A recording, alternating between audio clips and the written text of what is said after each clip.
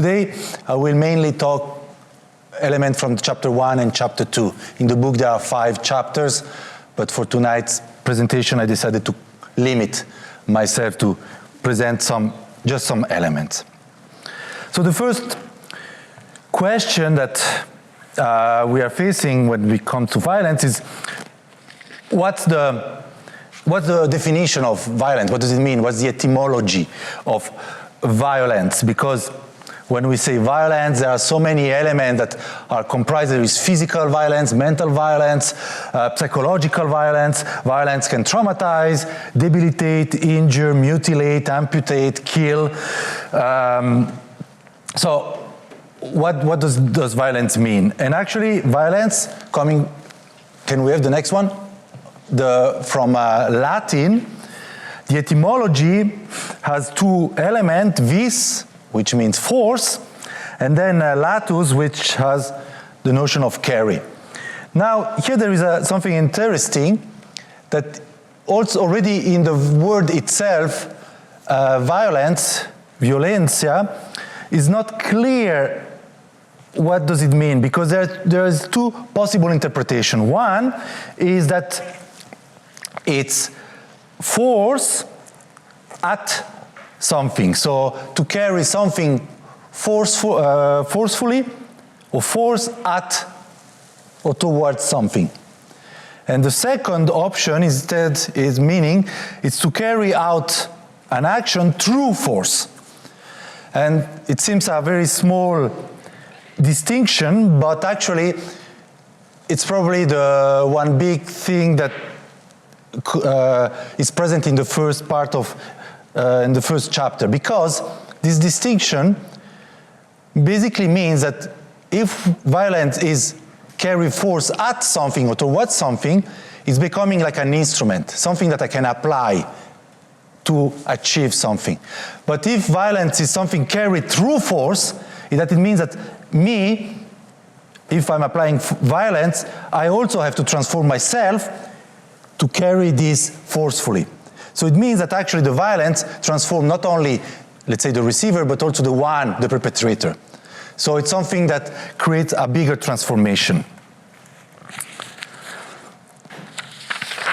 But let's start with Walter Benjamin.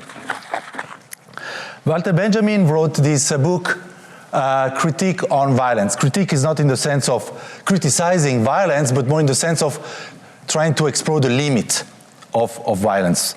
And Benjamin wants to explore violence, let's say, from the question of the morality.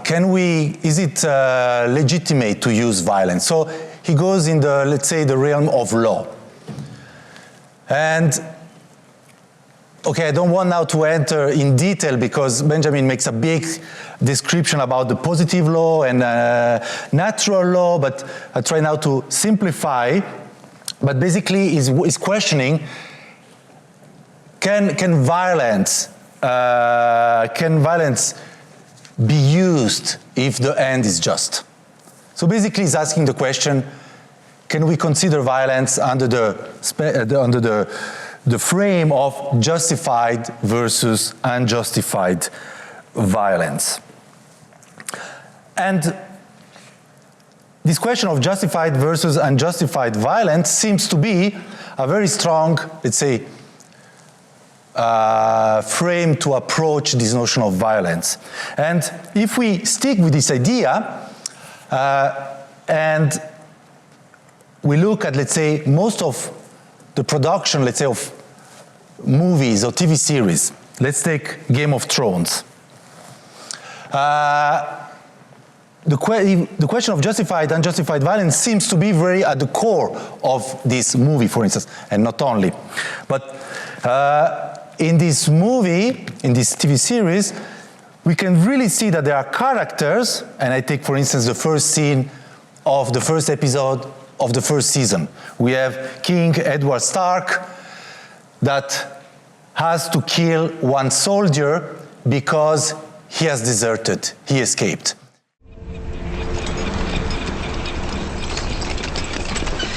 Look. White walkers. White walkers. White walkers. I saw them.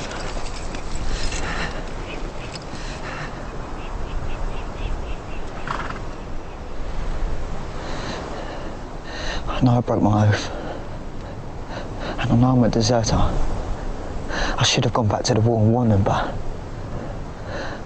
I saw what I saw. I saw the White Walkers. People need to know. If you can get word to my family, tell them I'm no coward. Tell them I'm sorry.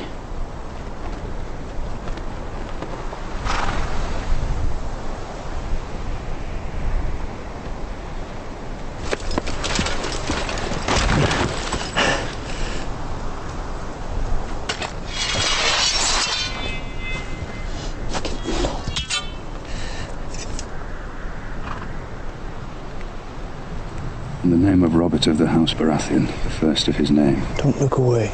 King of the Andals and the first... Father will know if you do. Lord of the Seven Kingdoms and Protector of the Realm.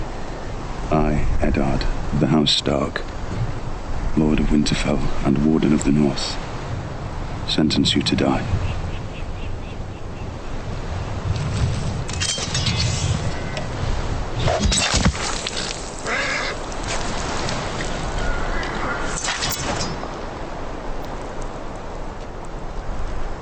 You did well.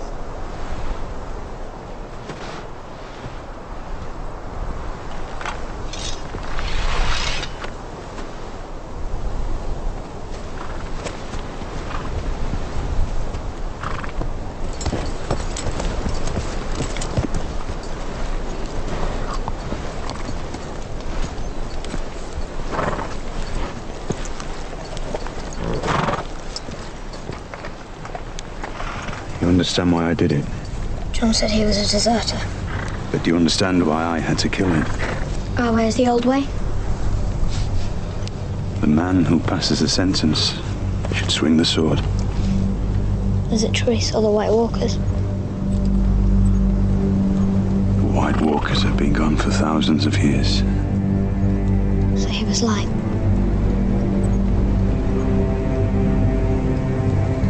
The madman sees what he sees.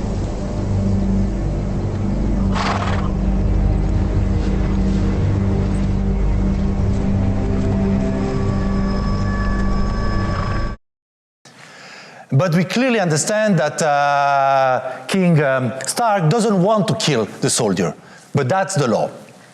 So he kind of not willing, but he has to apply violence. So we really understand that the violence seems justified because it's the law, but he doesn't want to use that.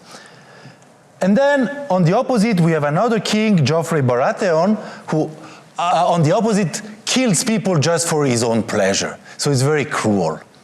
So here we start to see that, okay, the whole series of Game of Thrones could be actually read through this lens. The good characters are the ones who apply violence because they have to, even though they don't want, but they have to.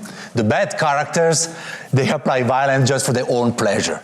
So there is a very clear dichotomy when the violence is justified and when the violence is unjustified. More recently, if you have seen Avatar, I'm mentioning this movie because we have discussed a lot about this movie.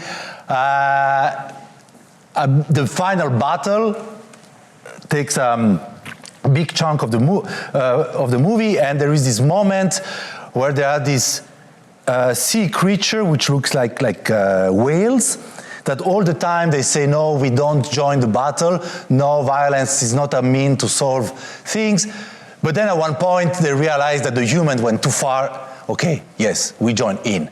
And so somehow from this discourse, the violence is justified because the humans went too far. So again, there is a notion of justified versus unjustified violence. However,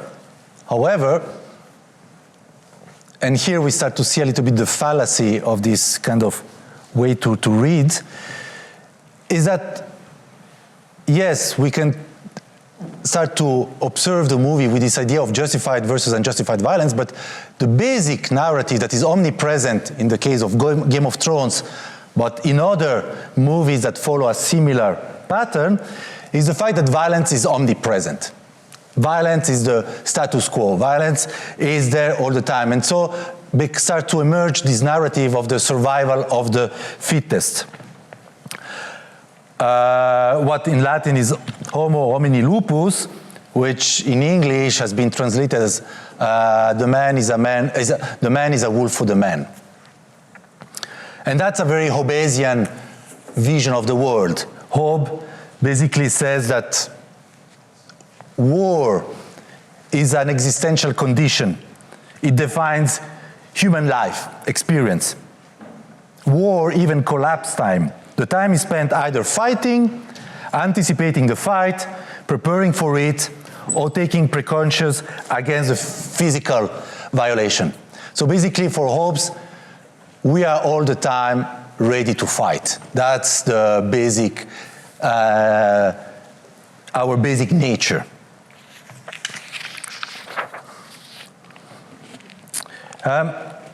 Let's move on with another example that maybe will open up another approach to this notion of versus justified versus unjustified violence, or the notion of a violence masking another violence. Let's take, for instance, the example of Romeo and Juliet by Shakespeare. In Romeo and Juliet, or many plays by Shakespeare, we have often this stage direction, they fight. And what's happening in Romeo and Juliet, we have Tybalt challenging Romeo. Romeo declines the fight. So then Mercutio steps in. Tybalt kills Mercutio. And so when Romeo sees that his friend has been killed, takes the sword, steps in, and revenge his friend and kills Tybalt. And then the story goes on. Often, when we talk about Romeo and Juliet, the focus goes on the fact that the two lovers cannot live together, the division between the families, and then at the end, the death of the two teenagers reconcile the family. But nobody really talks about what's the cultural violence that generated the drama.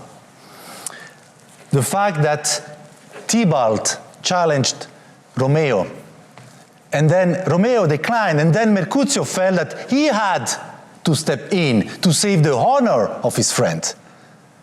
And then when Romeo sees that his friend has been killed, he felt that, oh, I need to revenge the honor of my friend. So this kind of masculine honor, that's the thing that kind of created the whole tragedy. This, let's say, cultural framework is not at all questioned. At the very end, when the two families reunite, the masculine honor that generated this violence is not questioned. It's just part of the cultural background. Even in modern interpretation of Romeo and Juliet, for instance, in '96, there is this movie with Leonardo DiCaprio, Romeo plus Juliet, where the two families are two different mafia gang. And the beginning of the movie, we see a very exciting pursuit with two cars, and they are shooting at each other. So the sword fighting has been replaced by gun shooting, but the notion of the masculine honor is still there. So here, for instance, in the case of Romeo and Juliet, the use of violence is an instrument. It's there to further the plot, but it's not at all questioned. Even each time that there is this, they fight, each time that they start to fight, the power system, in this case, this masculine honor, it's reinforced. So here the violence, not only is an instrument serving to further the plot, but the violence reinforces or legitimizes this power system. If we look at another example, for instance, blasted by Sarah Kane, which is also very violent.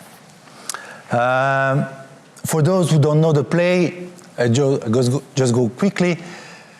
It's in 2 parts. The first part happens in a hotel room. The hotel is, we just understand that it's in a war zone. There is a man and a woman. Maybe the man is a journalist. The second part, it's still in this hotel room, but there was an explosion, and military comes in this hotel room. In the first part, we understand from the dialogue that the man at one point raped the woman, but it's not performed on stage. It's happening just off stage, when they were in the toilet. It's something that we understand through the dialogues. In the second part, when the military comes in on the stage, the military rapes the man, starts also to take the eyes, eat the eyes, kind of cannibalism. It's becoming very extreme, the violence. Often critique saw displayed at the second part, where the man is raped by the soldier, as the fact that the man has been punished by the fact that in the first act he raped the woman. So it's a kind of punishment. But I think here Sarah Kane didn't want to show a play about revenge or this kind of personal revenge on men. I think the fact that the first violence, the one that the man did on the woman, happened off stage was very deliberate. I think here what Sarah Kane wanted to show is the fact that the same type of violence that is performed on a woman remains invisible. It's normal background noise, nobody cares. But if the same violence is performed on a man, then it's very visible. Then everybody's shocked. Then everybody reacts. So when the man raped the woman, it's just in the background, we just, yeah, okay, that happened, of course, yeah. But when the man is raped by the soldier, bam, this is a scandal. So I think here, Sarah Kane wanted to show the, let's say, invisibility of some type of violence. And here in this case, the violence really becomes the object of the play. What Sarah Kane wants to do is not at all to use violence as an instrument to further the plot, but no, it's really to show some structural violence, some invisible violence. So here we have another use of the notion of violence compared to Shakespeare, where the object of the story is the violence itself. And so this brings us back to the initial discussion about the definition, the etymology of the word violence. If violence is an instrument that is applied on something, or if violence is something that transforms the perpetrator and the victim. So basically the proposal in this first part, in the first chapter, is not to look the plays but with this reading of justified versus unjustified violence, but rather with this reading of instrumental violence versus violence as object. Because if violence is used as an instrument, it can be seen as an external device used to implement something without affecting the one who is doing. So it's almost like I use a tool, boff, okay, that's it. If violence is the object, it's becoming the thing, the something that affects everybody. The one who is carrying out the action, the one who is receiving, but also the surrounding. And also, if violence is used as an instrument, it's there to consolidate a power system or a legal system, if violence is the object of the play, it can be perceived as a traumatic event that fractures the reality in which we live. So let's go back a moment to Walter Benjamin on the critique of violence, because actually also in the text of Walter Benjamin there is an interesting turn. It's not just about justified versus unjustified violence. Because at one point in his examination he's wondering, okay, but what's happening when violence is outside a law system? This might sound a little bit complicated. We could say that a law system, let's say, nowadays, let's say the state is organizing violence. Is the state dealing with the violence? Is the state that structure in which way violence can be used? And if someone says outside this law, like let's say an individual is outside this law system, and this individual is violent, the presence of this violence outside of this law system becomes a threat. And that's interesting what Benjamin says, that the state, in the case of a violence that says outside the law system,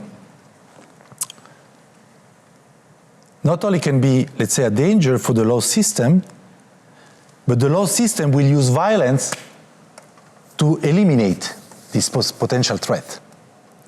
So the violence becomes then the thing that defines the law system and the thing that is used to take away what threats this law system. And that's a big turn, because basically what Benjamin says, that any time that violence is applied, it's actually lawmaking.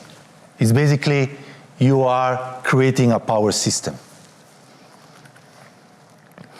Walter Benjamin goes further and says that maybe this is why the mafia gangster, are so appealing, because they become something outside the state that creates their own freedom. They create their own state.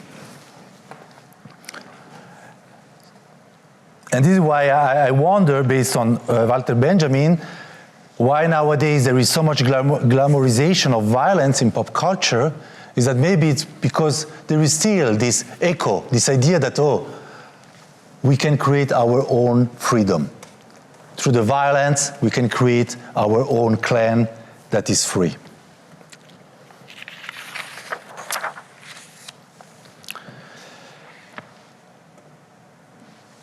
I will go on, and I would like to introduce another author, Simone Weil, which she studied the Iliad. And the Iliad, if you want, is like an Asian version of Game of Thrones. It's like an endless battle between Troy and Athens. It goes on. It's a war that lasts 10 years. It's exhausting. And if you read the Iliad, it's just almost like Game of Thrones, graphical violence all the time, all the time, all the time, all the time.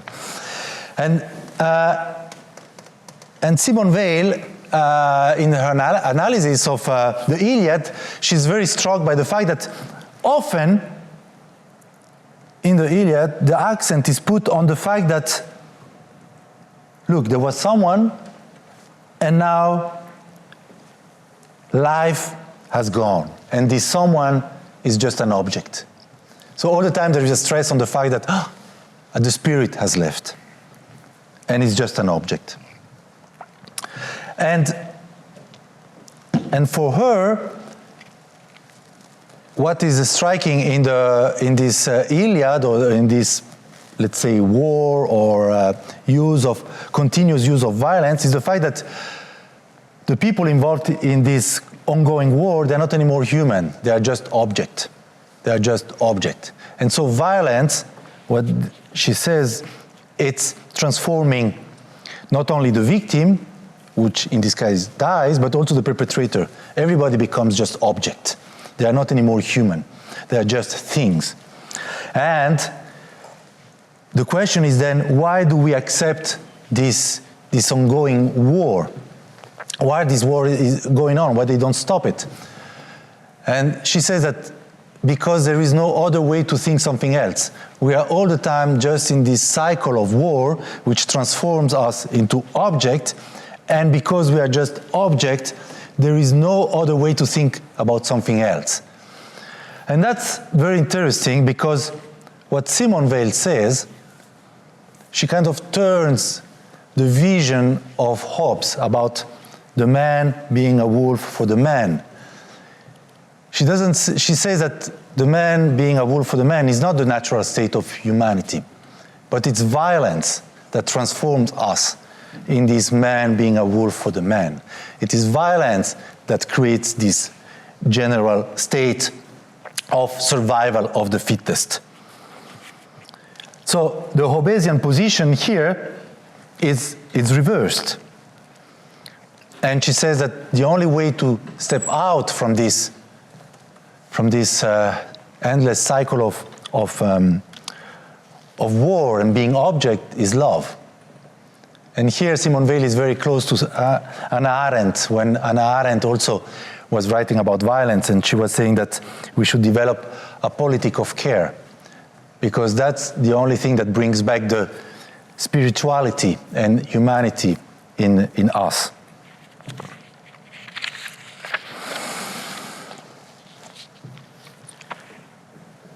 I will continue and quickly go over the other element that I try to examine in the book. What I just talked was mainly from the chapter 1. Now let's go to chapter 2. Does violence have meaning? This is another big question, like, why? Why there is violence? And there is this performance, La Reprise, by Milo Rao, which is very interesting because it's based on a real event. It happened in Belgium. A young man, Hissène Yarfi, was killed. And he was killed by 4 guys. He stepped into a car and these 4 guys just start to beat him up. Now, the question is, and that's the play itself, it was why these 4 men killed his son. The story happened in a city in Belgium where the unemployment rate was extremely high. It's one of the highest in Europe.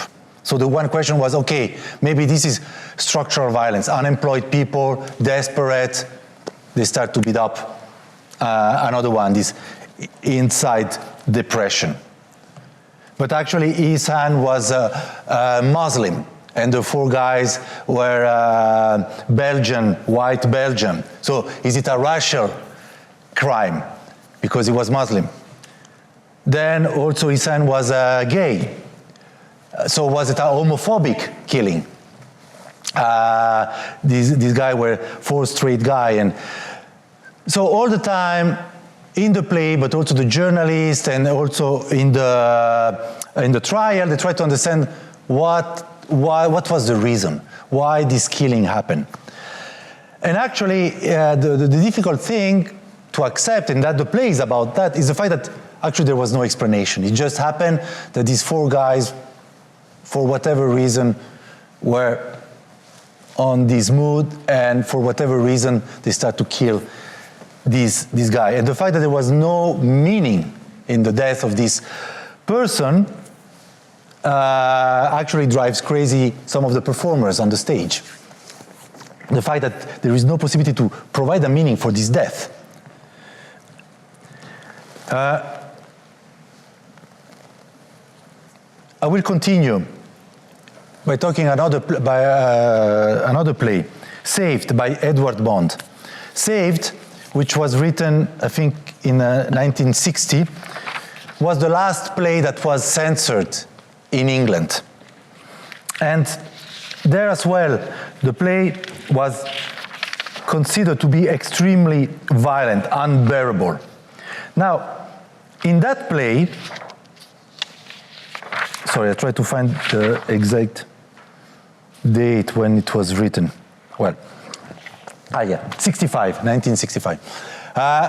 In that play, the most controversial scene is actually there are 4 guys and there is a pram with a baby, an infant inside. And these 4 guys, maybe out of boredom, they start to throw stones to the pram. And they kill the baby. And in the story, they actually don't show any remorse about that. They just kill the baby. Again, without really a reason. And that play was a scandal. It was censored.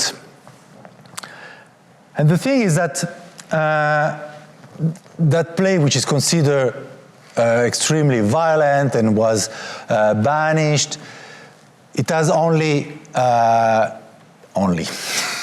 I mean, there is this killing of the baby. There is another, we mentioned that someone killed another person in a car accident. And then at the very end, the parents of one of the protagonists, they have a fight and they break one teacup on the head of each other. And that's it.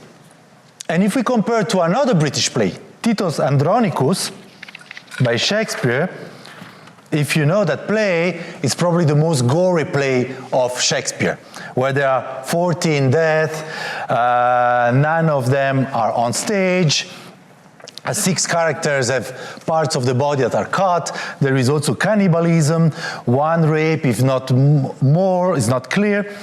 So it's actually extremely, extremely violent. But what's happening in Titus Andronicus is that at the end, the protagonist feels remorse and asks forgiveness. So somehow the violence in Titus Andronicus is legitimized, because at the end there is a transformation of the protagonist and he asks for forgiveness. While in Saved, the violence was not at all, let's say, framed. No transformation of the characters. They don't ask for any forgiveness. They are totally indifferent. So it really seems that the violence just happened there without meaning or explanation. And that's something that, as spectators, it was unbearable to accept. We needed to create a kind of theoretical frame to accept this violence. Even though in the real life, there are all the time violent events, and they happen and we accept them. But when we see them transformed into a narrative on the stage, there is a need to have a kind of legitimization or frame why this is happening.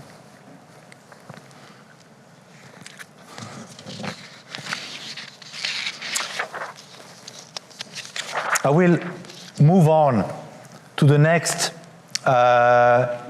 element that I was trying to examine in the book, violence and language.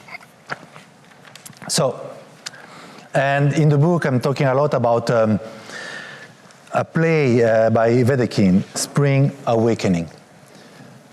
The play, which has been written in more than 100 years ago, 130 years ago, it's actually extremely contemporary nowadays, for the content, but also for the form, how it is written. I will focus more on the content, not so much on the form. In the content, basically, we follow the story of 4 teenagers, which are dealing with their, let's say, teenagerhood and emergence of desire, sexual desire. And the fact that this desire that comes in is very contradictory, and they don't know how to deal with that. And the problem is that whenever they ask help from the adults, the adults, as a response, they just provide ready-made sentences, something coming from the morality. Oh, this is bad, you should not behave like this. So they feel that from the adults there is actually no dialogue. The only response that comes from the adult is a kind of authoritarian discourse which tells them, oh, this is bad, you should not feel like this, you should not feel like this. So actually what's happening here in this play, it's really an impossibility to talk. And here, when the dialogue was not possible, when there is no possibility to actually transform this complexity into language, the only possibility that is left to the teenagers is violence. And so they start to do violence towards each other or towards themselves, which of course then creates an even more repressive and conservative response from the adults. This notion of violence and language is also taken by Zizek in his book about violence, where he talks about phatic language. Zizek studies, I don't know if you remember, that was maybe 20 or even 30 years ago, but in many suburbs in France, but it starts to spread also in other European cities, suddenly there was big violent outburst in the suburbs.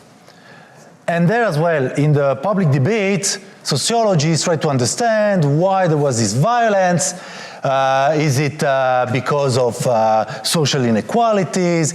Is it because there are immigrants, mainly in these suburbs? It was people from Africa. So they tried to kind of provide an answer.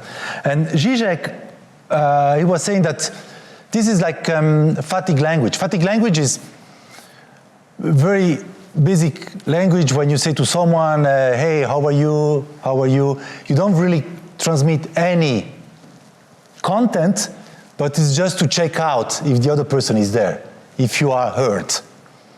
So just to establish a connection. And for him, for Zizek, this violence was the same idea. He said that these people in the suburbs felt unheard. They wanted to open a channel to feel that, oh, we exist, do you hear us? So it was not at all an attempt to be terrorists and destroy France in that case, but on the opposite, to say, hey, we are here, we are also citizens, we are part of this society. Another example about violence and language can be found in this book by Franco Bifo Berardi, who was studying and teaching at Aalto, and he analyzes the mass shooter, school shooter. And one thing that is very common in this mass or school shooter is the fact that they wrote a manifesto. Before they do the dreadful event, they wrote a manifesto. So there was there as well a sense, and that's the interpretation of Berardi, is the fact that this person felt that they were not seen in the society, that they don't correspond to what the society demands from them, and so they do this, write a manifesto, and then they shoot people so people will see them.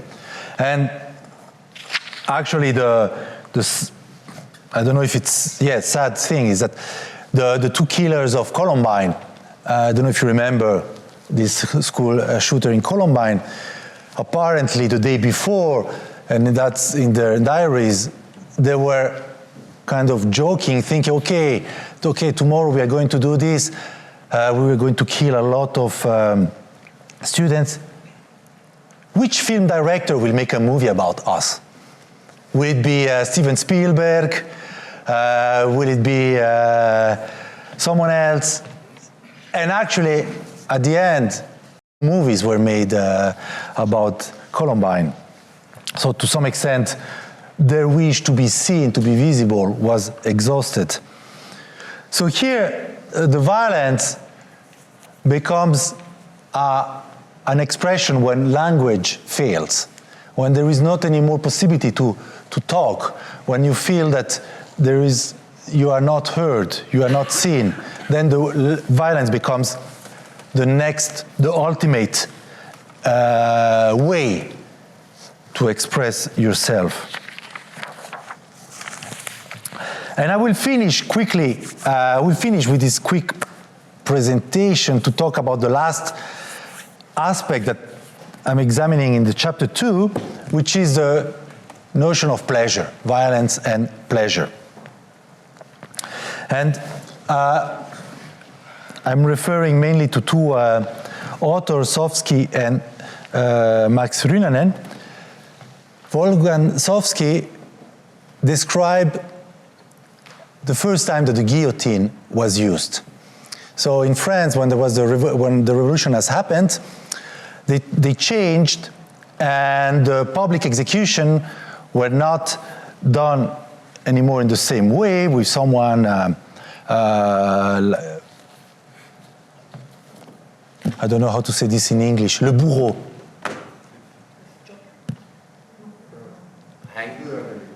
In the chopping guy. Well, the one who has to kill the person, the executioner. Okay, bourreau in French, was replaced by the guillotine. Executor, okay, was replaced by the guillotine. And the guillotine is a very efficient system. And apparently the first time that the guillotine was used in the public space, it was a big flop. Audience were super disappointed because it was super fast, and that's it. And they were like, what is this? And so, because the guillotine was this revolutionary, they could not go back to the same, they had to change, and basically the killing became much more staged. So they started to create parades with all the people had to be executed. Moreover, they added in numbers. It was not anymore 1, but at least 10. And then they made a podium, so it was more visible. So the whole killing became much more theatrical. And in that sense, the expectation of the audience was satisfied because they could see the horrible spectacle. And here, Max Rynanen, in his reading of why we look at, or why we take pleasure in watching violent movies, it's probably not because of the violence itself, that, we would like to be violent, but because it creates this sense of immediacy, the sense that, I get a shock, and this shock makes my body alive. It's what Susan Sontag talks about, the effect of immediacy and presence. It's probably also what Sofsky talks, that when watching violence, it gives a sense that I'm witnessing a transgression that I don't want to do. But it's a taboo, that, and it creates a catharsis in that. Yes. Okay, that was, let's say, in a nutshell, a kind of theoretical presentation of the first 2 chapters.